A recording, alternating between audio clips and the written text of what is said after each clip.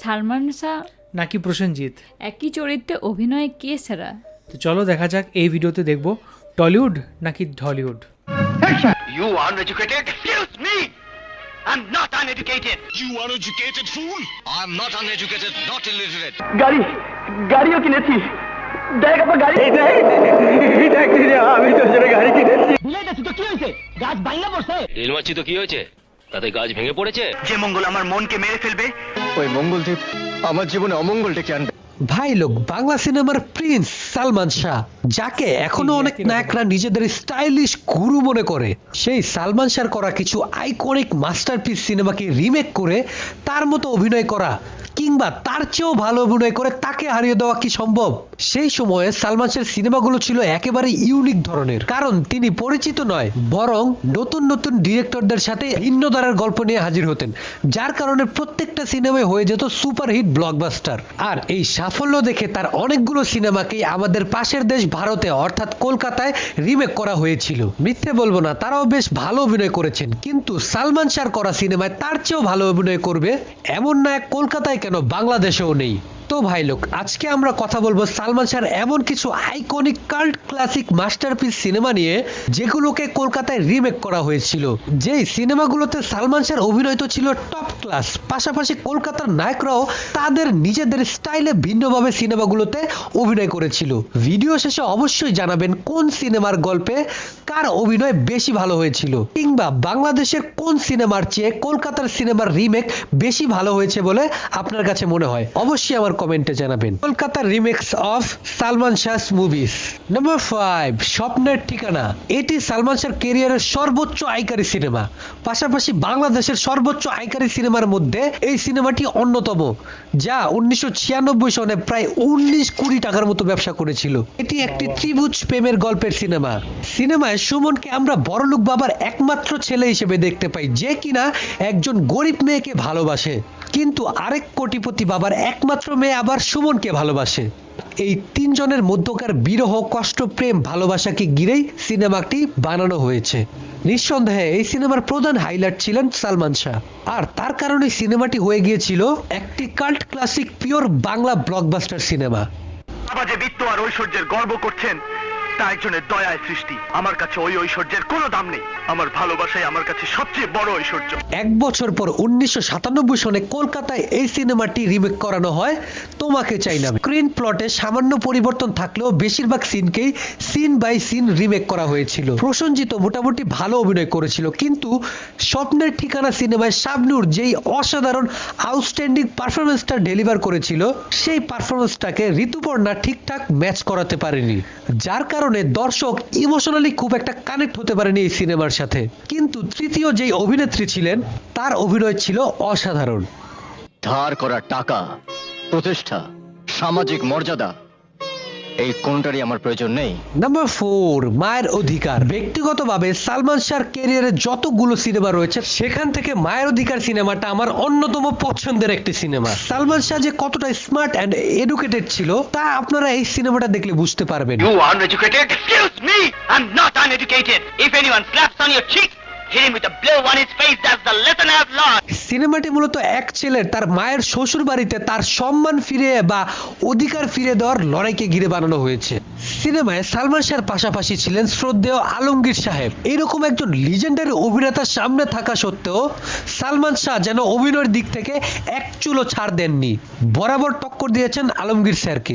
সিনেমায় আরো ছিলেন হুমায়ুন ফরিদি, ববিতা ম্যামের মতো অভিনেতা অভিনেত্রীরা। সিনেমাটি যারা যারা দেখেছেন তারা জানেন যে একজন young star, angry young man হিসেবে সালমান শাহ কতটা অসাধারণ পারফরমেন্স করেছিলেন।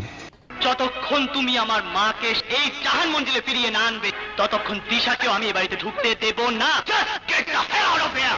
কলকাতায় সেই সিনেমাটাকে ঠিক একই নামে পুনরায় রিমেক করানো হয় এই সিনেমা রিলিজ হওয়ার এক বছর পরেই। এবারও পুনরায় প্রসেনজিৎকে দিয়ে এই সিনেমাটিকে রিমেক করানো হয়। You uneducated fool! No, Mr. Chaudhary.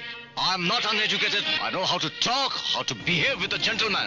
এই গল্পে কোথাও কোনো পরিবর্তনও করেননি তারা, একেবারে ফ্রেম টু ফ্রেম রিমেক করে দিয়েছেন। তবে কলকাতার ক্যামেরাটা ছিল অসাধারণ, পাশাপাশি প্রসেনজিৎ বেশ ভালো অভিনয় করেছিলেন। কিন্তু কলকাতার সিনেমাগুলোর সবচেয়ে বড় সমস্যা ছিল তাদের অ্যারেঞ্জমেন্ট, সেট ডিজাইন। আপনি এই সিনটাতে একটু লক্ষ্য করে দেখুন, এই সিনে চৌধুরী বিলাটাকে দেখে কি কোনো রকম বিশাল মঞ্জিল বা আলিশান বাড়ি মনে হচ্ছে? কিন্তু বাংলা সিনেমাটি এদিক থেকে অনেকটাই এগিয়ে ছিল।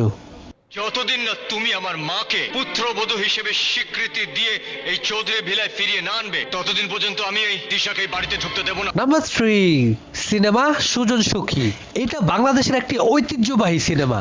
ফারুক স্যারের সিনেমাটাকে পুনরায় উজ্জীবিত করে আরো এক ধাপ এগিয়ে নিয়ে গিয়েছিল আমাদের সালমান শাহ। বলতে পারেন ফারুক স্যার যা যা মিস করেছিল সালমান শাহ তা পূরণ করে দিয়েছিল তার সিনেমায়। পাশাপাশি সালমান শাহ আর শাবনূরের কেমিস্ট্রি দর্শকের এত পরিমাণ ভালো লেগেছিল যে তাদের সম্পর্কের মধ্যে নাকি প্রেম হয়ে গেছিল, এমন গুঞ্জন উঠে গিয়েছিল সেই সময়। বাংলাদেশের সবচেয়ে স্টাইলিশ হিরো হয়েও গ্রামের পরিবেশে একেবারে নিজেকে গ্রাম্য ছেলে বানিয়ে দিয়েছিল সালমান শাহ। বুঝাইতেছি তো কি হয়েছে? গাছ ভাঙা পড়ছে, কাল পাকলে কাকের কি? কোকিল না কাক, কালকে দেখো গোটা গাছ সাফ করে দিমুনে।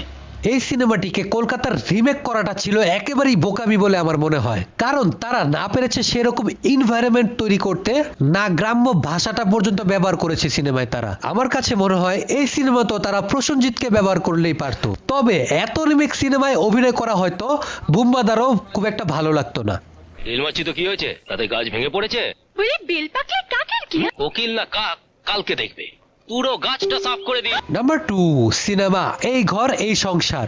ফ্যামিলি ড্রামা এই সিনেমাটি এখনো আমাদের সামনে আসলে পুরো পরিবার নিয়ে আনন্দের সহিত দেখতে বসে যাই। এই সিনেমাটি বাংলাদেশের সিনেমা হলে আসানোর ব্যবসা করতে না পারলেও টিভিতে আসার পর দর্শকের কাছে তুমুল জনপ্রিয় হয়ে ওঠে। সিনেমায় বাবা মা না থাকার পরেও একজন বোন অর্থাৎ একজন নারী তার 2 ভাইদেরকে সুশিক্ষা দিয়ে মানুষের মতো মানুষ করিয়ে একটি হাসি উজ্জ্বল পরিবার গড়ে তোলে। আবার সেই হাসি উজ্জ্বল পরিবারেই এক অন্য নারী প্রবেশ করার পর সেই পরিবার কিভাবে ধ্বংস করে ফেলে তা একেবারেই বাস্তবসম্মত করে এই সিনেমায় আমাদেরকে দেখানো হয়েছে। আপনারা যদি পুরো পরিবারকে একসাথে নিয়ে এই সিনেমাটাকে দেখেন তাহলে অনেক কিছু শিখতে পারবেন।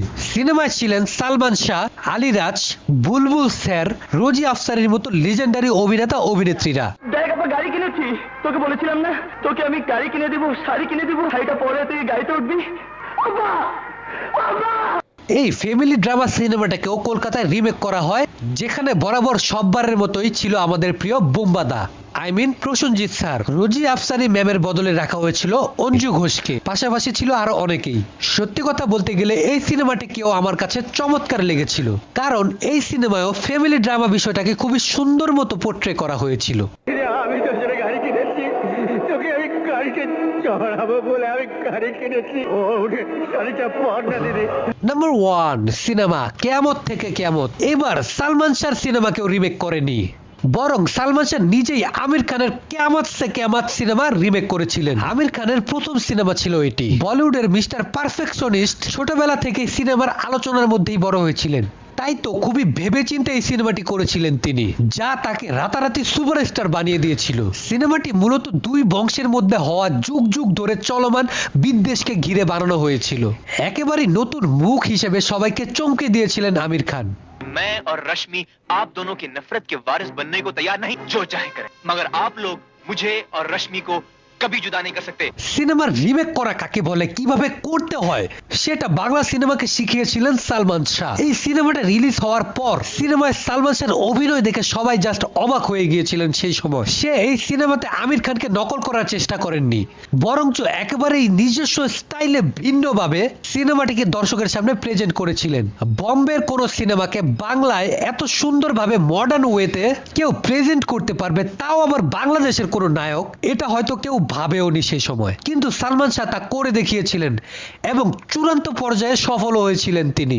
আমি আর রেশমি আপনাদের শত্রুতা, ঘৃণা এসব কিছু যা খুশি করতে পারেন, কিন্তু আমার আর রেশমির পথে কাটা হতে পারবেন না। তো ভাই লোক, আপনার কাছে কি মনে হয় সালমান শাহর এই আইকনিক সিনেমাগুলোর চেয়েও কলকাতার রিমেক ভার্সন আপনার কাছে কেমন লেগেছে?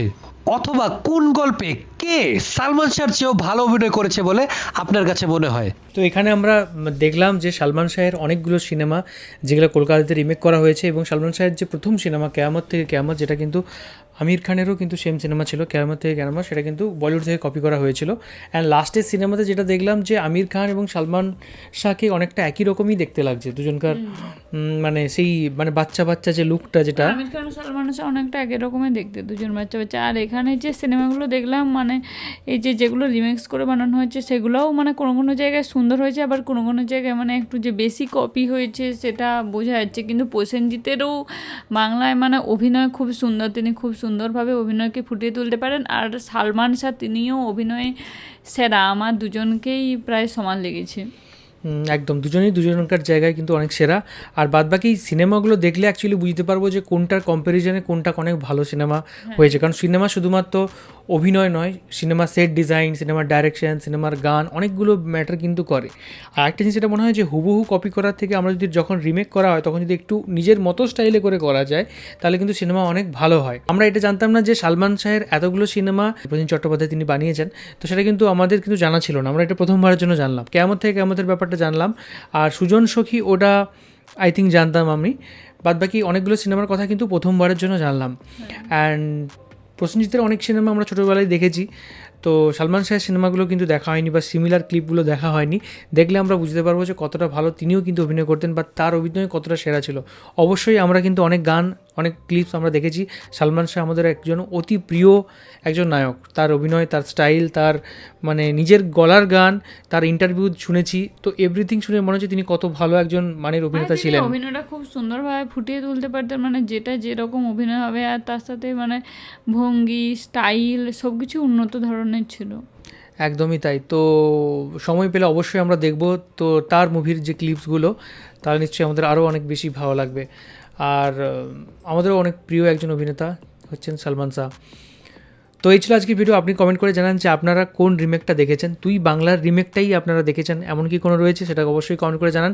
কোন সিনেমার রিমেকটা ভালো বা কোন সিনেমার অরিজিনালটা ভালো সেটাও কিন্তু আপনারা কমেন্ট করে জানান। তার সাথে সাথে বলুন যে আপনার সালমান শাহের ফেভারিট কোন সিনেমাটা সবচেয়ে বেশি ভালো লাগে। তো চলো, এই ছিল আজকের video. Thank you so much আমাদের ভিডিও দেখার জন্য। সবাই খুব ভালো থাকবেন, সুস্থ থাকবেন আর দেখতে থাকবেন আমাদের চ্যানেল। টাটা।